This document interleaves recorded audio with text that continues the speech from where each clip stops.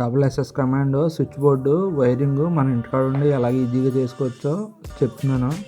ఇది బిగించడానికి ఎలక్ట్రీషియన్ అవసరం లేదు, ఈజీగా మనం కూడా బిగించుకోవచ్చు. దీని డ్రాయింగ్ చూడండి. ఫస్ట్ బయట నుంచి 3 వైర్లు, earth wire, face wire, motor. Face switch కిందకి ఇవ్వాలి కనెక్షన్. బయట నుంచి వచ్చిన వైరు స్విచ్ కింద ఇచ్చిన కనెక్షన్. ఇప్పుడు స్విచ్ పైనుంచి సాకెట్కి ఎలకి ఇవ్వాలి. స్విచ్ పైనుంచి సాకెట్ ఎల్లకి ఇవ్వాలి.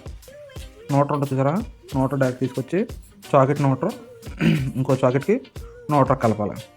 ఎర్త్ డైరెక్ట్ పైన సాకెట్లో ఎర్త్ ఉంటుంది కదా పైన, దానికి 2 సాకెట్లకి పైన ఎర్త్ ఉన్న ప్లేస్లో 2 కలపాలన్నమాట. ఇండికేటర్ చూసారా, ఇండికేటర్ మనం స్విచ్ చేసిన తర్వాత కాబట్టి L1కే ఇంకో వైర్ ఏమో మోటార్కి ఇవ్వాలి. ఆడు ఎస్ఎస్ కమాండ్లోని రాంగ్ ఇచ్చాడు, L1కనే దీనికి ఇచ్చాడు. అది మీరు చూసుకుని మా L1కనే మోటార్కి ఇచ్చుకోవాలన్నమాట. ఈ ఇండికేటర్ కూడా అంతే, L1కే మోటార్కి ఇచ్చుకోవాలి. అప్పుడు స్విచ్ చేసినప్పుడు ఇండికేటర్ వెళ్తుంది అనమాట. ఇది దాని డ్రాయింగ్. వైరింగ్ కూడా సేమ్ ఇలా చేసుకుంటే ఎస్ఎస్ కమాండ్ మనం ఇంటికాడ ఈజీగా ఇన్స్టాలేషన్ చేసుకోవచ్చు.